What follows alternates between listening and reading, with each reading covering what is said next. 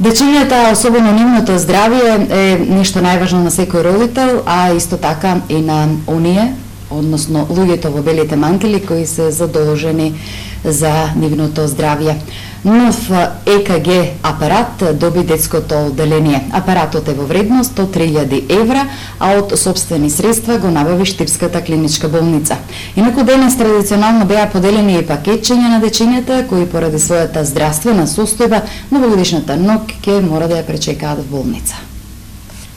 Нов ЕКГ апарат како новогодишен подарок доби Штипска педиатрија, а традиционално беа поделени новогодишни пакетчиња на дечињата кои поради својата здравствена состојба новогодишната ноќ ќе ја поминат во болница. Апаратот во вредност од 3000 евра од сопствени средства го обезбеди Штипската болница. Денес на детското одделение при клиничка болница Штип сме овде на оние пациентчиња кои што се примени на детското одделение, да им дадеме пакетчиња, да им посакаме добро здравје и воедно на детското одделение Штип да му го предадеме новиот ЕКГ апарат во употреба со желба да што помалку дечи имаме наредната година овде кај нас и што помалку да го користат. Досега Штипска педиатрија имаше ваков апарат, но новиот ЕКГ кој служи за правење на екокардиографија на децата е со добри и пософистицирани перформанси. Интенција на сите ние да имаме подобри услови, значи понови апарати, подобра диагностика и подобар медицински третман. И токму вакви апарати како што овој новиот, мислам дека ќе ги исполнуваат тие услови за подобра диагностика кај дечињата. Во наредниот период се предвидени мали реконструктивни зафати, односно целото детско одделение ќе биде бојадисано, а ќе добие и нов под. Во моментот се хоспитализирани само 2 деца.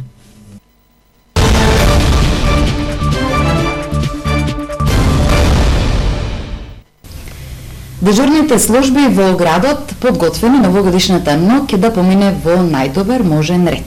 Дека се максимално посветени и подготвени да одговорат на сите неочекувани предизвици, го информираа градоначалникот на Штип Благој Бочварски, кој денес организираше и прием во кабинетот и ги награди со вредносни ваучери. За оние кои ќе работат за нова година, штипскиот градоначалник Благој Бочварски денес организираше прием. Покрај сумирањето на резултатите од работата во текот на годината, градоначалникот ги награди со вредносни ваучери, а тие ветија дека максимално се посветени и подготвени новогодишната ноќ да помине во најдобар ред. Додека граѓаните ќе празнуваат со своите најблиски, овие луѓе ќе треба да бидат на работните места и да се грижат за новогодишната ноќ да помине во најдобар ред и дај Боже да немаат воопшто работа на новогодишната ноќ. Се видовме и се запознавме за состојбите, воедно се заблагодарив и за работата во текот на целата година на сите овие институции, меѓу кои се и СВР Штип, итната медицинска помош, овде се противпожарната служба, казнено-поправниот дом, филтер станицата во Штип. Дека ќе имаат помалку работа за време на најлудата ноќ, се надеваат од итната медицинска помош. Подготвени за интервенција на терен, доколку времето изненади, се службите на јавното предпријатие Стипион. Безбедносната состојба во градот будно ќе се следи од полицијата. За новогодишните празници, божигните празници, значи на терен ќе бидеме, превентивно ќе делуваме доколку има нарушување на јавниот ред и мир. Очекуваме за новогодишната ноќ да биде се во најдобар ред, меѓутоа тоа не може да се претпостави.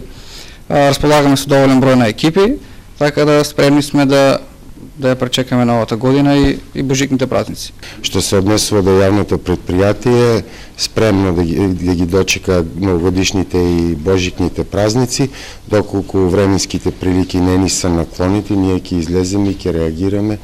Штипскиот градоначалник Бочварски на денешната средба со представниците на дежурните служби во јавните предпријатија под ингеренција на општината им посака успешна година и помалку работа за време на новогодишните празници.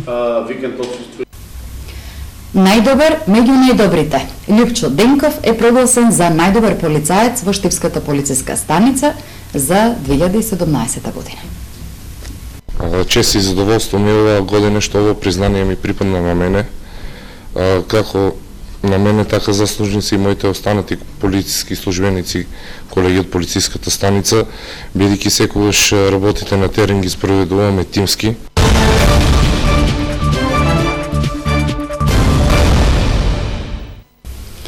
Водите во реката Брегалница се од 4-та категорија, покажаа истражувањата на научната фела од Штипскиот универзитет Гоце Делчев.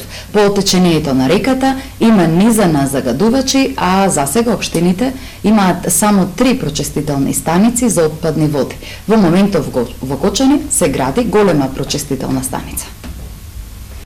Реката Брегалница и понатаму има вода од 4-та категорија, покажаа испитувањата на научниците од Штипскиот универзитет Гоце Делчев. По течението на реката има многу потенцијални загадувачи, а истражувањата ги покажуваат и кои делови се најкритични, односно најзагадени. Најафектираниот дел сметаме дека е после излезот од Калиманци до некаде влезот на Злетовица во Брегалница. Тоа е ефектот кој што сметаме дека не мора само да значи дека е влезот на Злетовица реално во Брегалница, меѓутоа сметаме дека се афектира и агрономски искористливоста на земјиштето кое што реално афектира на квалитетот на вода во Брегалница. Користењето на пестицидите и инсектицидите на оризовите полиња се едни од најголемите загадувачи на Брегалница, но и самите општини со своите колекторски системи се исто така загадувачи, бидејќи фекалиите директно ги пуштаат во Брегалница. Засега во источниот регион пречистителни станици за отпадни води имаат Берово и Пехчево, додека мали пречистителни станици имаат и Карбенци, Чешиново, Блешево. Екологистите и експертите од оваа област велат дека за да се подобри квалитетот на Брегалница, големи пречистителни станици мора да имаат Кочани и Штип. Во Кочани веќе се реализира овој проект, а Штип засега по оваа прашање се уште нема ништо направено. На локалните избори двете големи политички партии во делот на приоритетните проекти ја спомена и пречистителната станица. Штип засега нема пари овој проект да го реализира од сопствениот буџет, но се очекува да се најдат средства преку меѓународни проекти. За новогодишните празници многумина граѓани ги патуваат во странство. Туристичките работници подготвија интересни аранжмани со цени од 3.000 денари па се до 30.000 денари. 2017 година ги одбројува деновите, 2018 е на прагот Стипјани, за дочек на новата година ќе патуваат и во странство. Атрактивни дестинации Венеција, Софија, Златибор, Копалник. Најголем број на пријавени патници наши сограѓани ќе имаме за Венеција, Верона и Трст ќе се посети и ќе биде дочекот на новата година на плоштадот Свети Марко во Венеција. Се надевам дека убаво ќе си поминеме со сите тие импозантни огномети и интересните луѓе кои што доаѓаат на овој плоштад Свети Марко. Потоа имаме за Софија, така за помладата популација, дочек на нова година исто на плоштад и дел од групата ќе оди во дискотека Котон во Софија, така да мислам дека и таму ќе биде така интересна забава за помладата генерација, инаку за фамилиарните и оние кои што сакаат по мирна нова година во така речи домашен амбиент, ќе заминат за Златибор, дел за Копалник заминуваат и одредена група на луѓе заминуваат за Банско и Боровец. Секако интересни аранжмани туристичките агенции за младите нудат и за Белград, а ќе се патува дури до Милано и Париз. Белград имаме и Будва, исто така имаме, значи, помлада популација кој што ќе од Белград, Будва и да не ги заборавиме Милано сепак, имаме и Париз оваа година со автобус, интересна програма кај што ќе отидат нашите сограѓани. Патувањата за новогодишните празници од туристичките агенции се со цени од 50 па до 500 евра, но повеќето штипени ќе останат и дома.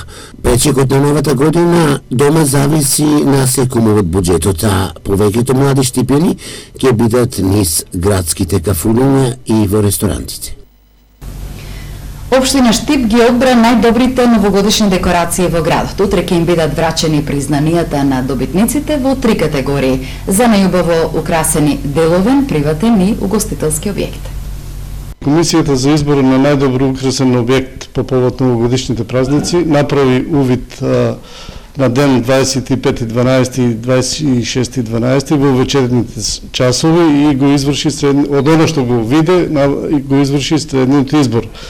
За најдобро украсен објект како институција го избра ректоратот на Универзитетот Гоце Делчев, за најдобро украсен локал го избра ресторанот Лонгуров и за најдобро украсен индивидуален објект е избрана стамбената куќа на улица Христијан Карпош број 122, собственост на Стојанова Жан Жанина.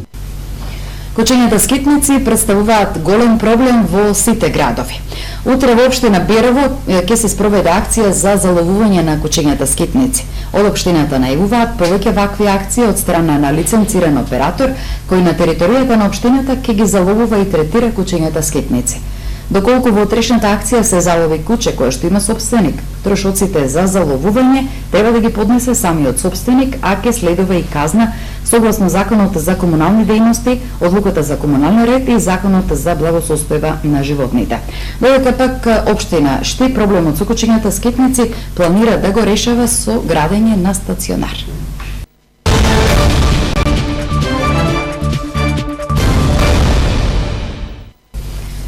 До петок, 29 декември, е рокот за поднесување на пријавите на спортските поединци и екипи за избор на спортист на годината на град Штип. Неофицијално од спортистите дознаваме дека некои екипи се уште не поднеле пријави, па за нив ова нека биде потсетување тоа да го сторат во следниве 2 дена.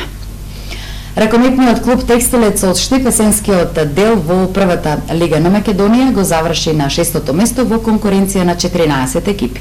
Подготовките за новата сезона ќе почнат во средината на јануари, а пролетниот дел од првенството ќе стартува на почетокот на месец март.